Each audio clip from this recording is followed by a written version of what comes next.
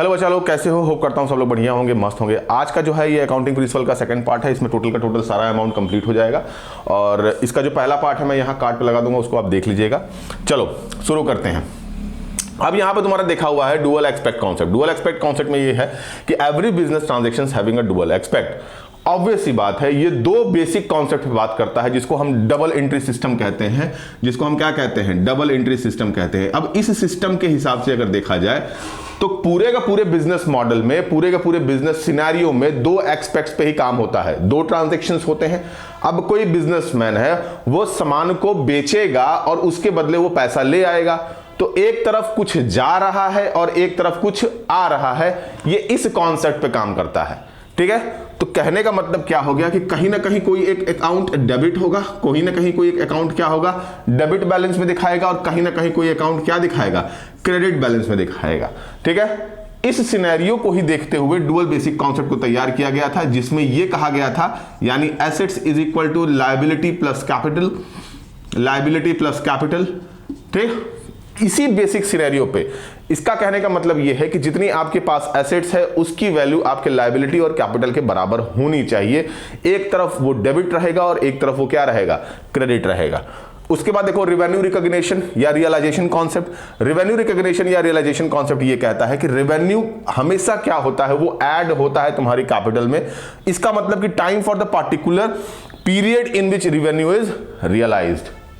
ये वो टाइम की बात करेगा जिस समय रेवेन्यू तुम्हारी जनरली क्या होगा? रियलाइज्ड होगा। कहने का क्या मतलब है? ये हुआ, कहने का मतलब ये हो गया कि revenue added to the capital. Business operation किस लिए होता है? बिजनेस ऑपरेशन तो पैसा कमाने के लिए ही होता है, रेवेन्यू जनरेट करने के लिए। रेवेन्यू का मतलब किसी सामान को बेचने से कितना पैसा आता है। अब ये बात करेगा, देखो जैसे ही कोई सामान सेल होता है, जैसे ही कोई सामान सेल होता है, जैसे ही उसका ओनरशिप, जैसे ही वो सामान उस आदमी के पास गया, उस ओनर के पास गया, ओनरशिप तुरंत के तुरंत ट्रांसफर हो जाती है, भले ही पेमेंट कैश में हुआ हो या क्रेडिट में हुआ हो। तुम किसी दुकानदार के पास जाते हो, तुम्हारा दुकानदार से बहुत पुराना परिचय है, वो तुमको सामान तुमको तुरंत दे देता है। तुम्हारा दोस्त है, तुम फोन ही लेने जाते हो, कहते हो भाई फोन दे दो, हम पैसा 1 महीने बाद देंगे। फोन तुमको दे दिया, तुम इस्तेमाल करने लगे। इसका मतलब ये हुआ कि ओनरशिप सीधा का सीधा तुमको मिला, भले ही तुमने उसको पेमेंट किया हो या ना किया हो। अब ये तुम्हारी लायबिलिटी होती है कि तुम उसको क्या करो? आने वाले समय में उसको पैसा दो। इसी को कहते हैं रेवेन्यू रियलाइजेशन कॉन्सेप्ट या रेवेन्यू रिकॉग्निशन कॉन्सेप्ट। कहने का मतलब कि जैसे ही सामान की सेल होती है, कोई भी ऐसी चीज जिसकी वजह से आपके बिजनेस ऑपरेशन में रेवेन्यू जनरेट होता है, जैसे ही वो सामान बेचा गया, बेचने के बाद भले ही वो कैश में मिला हो या क्रेडिट में हो, जैसे ही ओनर ट्रांसफर होता है यानी ओनरशिप जैसे ही ट्रांसफर होती है, वो किस में आ जाएगा? वो रेवेन्यू रिकॉग्निशन कॉन्सेप्ट में आ जाएगा। मैचिंग कॉन्सेप्ट देखो, ये इंपॉर्टेंट है। ये इंपॉर्टेंट किसके लिए है? ये इंपॉर्टेंट है पीएल के लिए, यानी प्रॉफिट एंड लॉस अकाउंट के लिए। प्रॉफिट एंड लॉस अकाउंट के लिए मैचिंग कॉन्सेप्ट इतना ज्यादा इंपॉर्टेंट है कि विदाउट इसके कोई पॉसिबिलिटी हो ही नहीं पाएगी। देखो, expenses incurred on the revenue shown in a PL account. PL account जब बनाते हैं हम, तो उस पीएल अकाउंट का मतलब तो यही हो गया ना कि प्रॉफिट या लॉस को पता करने के लिए। अब प्रॉफिट एंड लॉस कैसे पता चलेगा? कि जब उस प्रॉफिट एंड लॉस अकाउंट को तैयार करते समय जो भी एक्सपेंसेस इनकर्ड हुए हो, जो भी एक्सपेंसेस, जो भी खर्चे तुमने किए हो, वो तुमको पता होना चाहिए ना कि उस प्रॉफिट में से कितना खर्चा किया गया है या कितना हम उस पूरे के पूरे ट्रांजेक्शन में कितना पैसा हमने खर्च किया। तभी तो हमें पता चलेगा कि हमको एग्जैक्ट प्रॉफिट हुआ कितना है। बात समझ में आ रही है? कहने का मतलब ये हो गया कि जब तुम किसी सामान को बनाते हो और आगे चल के तुमको बेचना है, तो उसको बनाने का खर्च तुमको क्या करना होगा? इंक्लूड करना होगा। तभी तो तुमको पता चलेगा कि उस सामान को बेचने के बाद कितना पैसा मिला, और उस एक्सपेंस को माइनस करने के बाद तुमको असली में उसकी प्रॉफिट या लॉस की वैल्यू समझ में आती है। उसके बाद देखो, outstanding expenses not shown in the account. Outstanding expenses का मतलब ये हो गया कि वो एक्सपेंसेस जिनका पेमेंट बाद में करना है, उनको हम शो नहीं करते हैं। क्यों? क्योंकि उनका कोई मतलब ही नहीं है। मतलब इसलिए नहीं है क्योंकि वो आउटस्टैंडिंग होंगे, आज उनका इस्तेमाल कर रहे हो, पेमेंट तुमको कल करना है, तो वो एक्सपेंसेस कल के प्रॉफिट एंड लॉस में ऐड होंगे। आज के प्रॉफिट एंड लॉस में उनकी कोई वैल्यूएशन नहीं होती है। आगे देखो, cost of unsold goods plus उसके बाद incurred expenses carried forward to the next year. कोई सामान जो है आज बनाए हो, मान लो कि दिसंबर के समय तुम सामान बनाए और तुम उसको जनवरी में बेचना है, तो ऑब्वियस सी बात है उसको कैरी फॉरवर्ड करोगे कि नहीं करोगे? तुम किसी दुकानदार के पास जाते हो, दुकानदार के यहां तुम 31 दिसंबर के यहां जाते हो, ये कॉन्सेप्ट हमेशा याद रखिएगा, क्लोजिंग कॉन्सेप्ट और ओपनिंग कॉन्सेप्ट वाला। 31 दिसंबर को तुम किसी दुकानदार के यहां जाते हो और 31 दिसंबर को उसके यहां सामान मैगी या कॉफी लेने के लिए जाते हो। क्या लेने के लिए जाते हो? मैगी या कॉफी लेने के लिए जाते हो। जैसे ही दुकानदार के यहां पहुंचे, तुम मैगी लेना भूल गए, तुम कॉफी लिए। अब अकाउंटिंग ईयर बदला, तुम 1 जनवरी को फिर लेने गए सामान उसके यहां, 1 जनवरी को फिर से सामान लेने गए मैगी लेने के लिए। तो क्या करेगा वो दुकानदार? सारा सामान निकाल के आग लगा रहा होगा? नहीं, वो दुकानदार उस सामान को आगे भी बेचेगा। भाई ऑब्वियस सी बात है, तुम किसी जनरल स्टोर के पास पहुंचे, कहे कि भैया मैगी और कॉफी दे दीजिए, उसने मैगी निकाल के दिया या कॉफी निकाल के दिया, तुम कोई एक सामान, मान लो तुम मैगी ही भूल गए, घर पे आए, मम्मी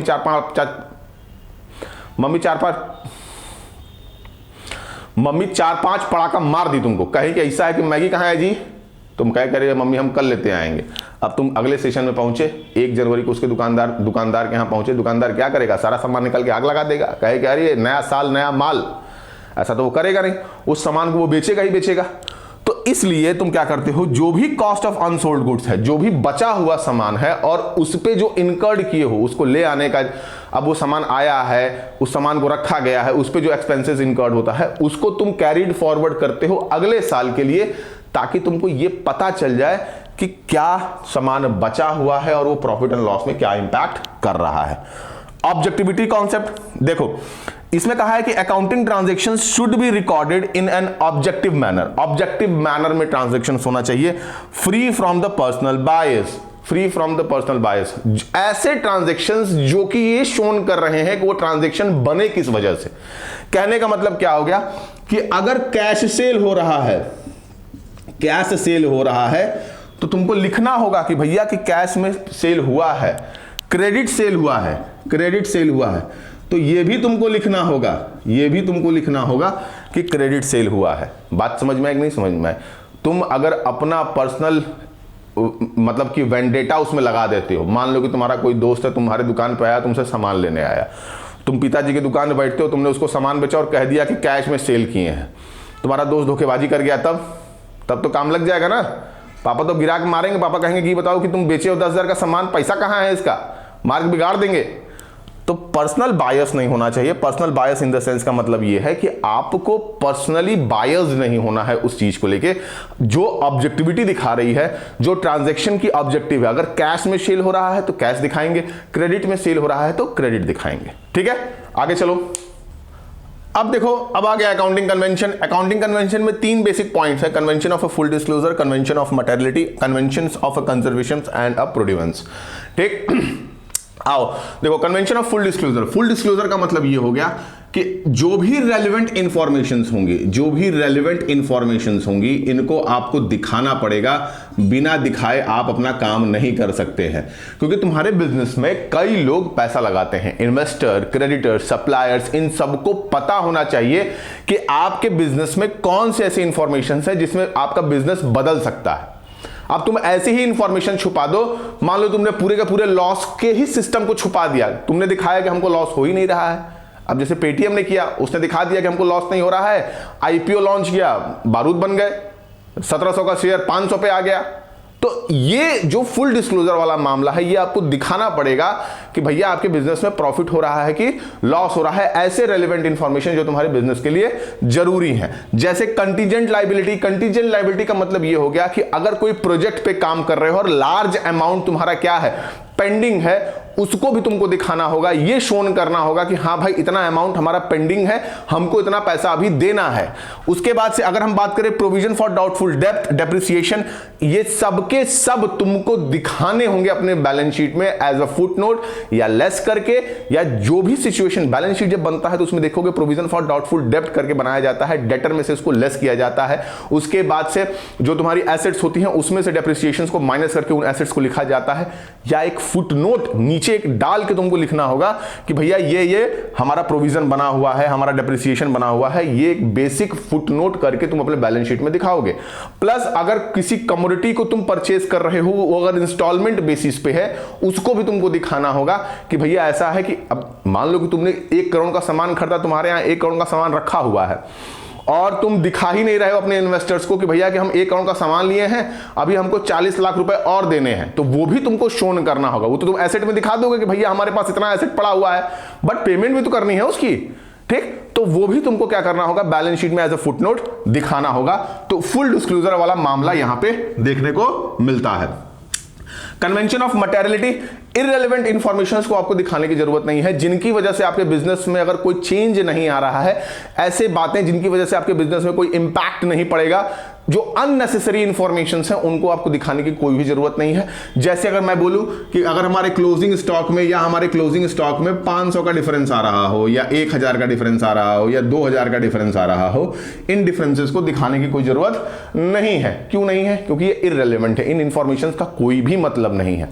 बट अगर तुम्हारे कैश में चेंज आ रहा है, कैश में कहीं दिक्कत आ रही है, तुम्हारे एसेट्स में कहीं दिक्कत आ रही है, तुम्हारे लायबिलिटी के पेमेंट में कहीं दिक्कत आ रही है, तो इन चीजों को दिखाना एकदम नेसेसरी है, क्योंकि उनकी वजह से तुम्हारे बिजनेस में काफी चेंजेस आएंगे। ठीक, उसके बाद से conventions of a conservatism and prudences, anticipated losses shown in the account and anticipated gains are not shown in the account. Anticipated जो लॉसेस हैं उनको आपको दिखाना होगा और एंटीसिपेटेड गेन्स को आपको शो नहीं करना होगा। देखो कैसे, अगर closing stock valued at a cost price और a realisable value which is less, कहने का मतलब क्या है कि तुम्हारे पास कोई क्लोजिंग स्टॉक पड़ी हुई है, ठीक है, क्लोजिंग स्टॉक तुम्हारे पास कुछ रखा हुआ है, मतलब एक सेशन से दूसरे सेशन में जाते हो तो तुम्हारे पास कोई स्टॉक पड़ा होगा, ठीक है, वो क्या होंगे, अगर वो कॉस्ट प्राइस पे या रियलाइजेबल वैल्यू पे जो भी लेस होगा उसको तुमको दिखाना होगा। कॉस्ट प्राइस मतलब उसको एक्वायर करने का कितना कॉस्ट लगा, या फिर उसकी वैल्यू क्या है, रियलाइजेबल वैल्यू है, कितनी मार्केट में मिलेगी, जो भी कम होगा वो तुमको दिखाना होगा, क्योंकि ये एंटीसिपेटेड लॉस में आता है। उसके बाद से प्रोविजन फॉर डाउटफुल डेब्ट इन is created on anticipated and actual bad डेब्ट। प्रोविजन बना रहे हो, बैड डेब्ट का मतलब क्या हो गया, वो पैसा जो पैसा हमको नहीं मिलने वाला है उसी के हिसाब से तुम प्रोविजन तैयार करोगे। तुम्हारे यहां कोई सप्लायर आया, उसने 1 लाख का सामान लिया और पैसा वो धीरे धीरे देता गया, 80,000 रुपए उसने दे दिए और 20,000 रुपए वो लेके बैठ गया, 20,000 रुपए वो लेके बैठ गया। तुम इसके हिसाब से प्रोविजन बनाओगे, न कि ये कि अरे यार 40,000 का प्रोविजन बना दिए, 20,000 काट दिए, 20,000 प्रॉफिट हो गया, अपने पास रख लिए। ये नहीं करना है। एक्चुअल बैड डेब्ट जो होने वाला है, जो तुमको लग रहा है कि भविष्य में, फ्यूचर में वो बैड डेब्ट क्रिएट हो जाएगा, आने वाले समय में वो बैड डेब्ट हो जाएगा, वैसे बैड डेब्ट को आप क्या करेंगे, आप लिखेंगे provision for pending law suit against the firm which is decided in the favour.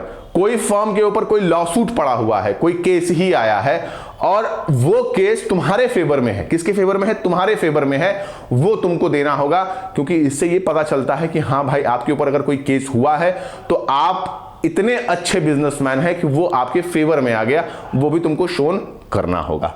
ठीक है, तो यहां पे जो भी अकाउंटिंग प्रिंसिपल्स के सारे पार्ट्स यहां पे कंप्लीट हो गए हैं। होप करता हूं कि आपको अच्छा लगा हो तो लाइक करो, शेयर करो, सब्सक्राइब करो, और थोड़ी तरह से आपकी तरफ से लव और थोड़ा मेरी तरफ से लव। ओके बेटा, बाय।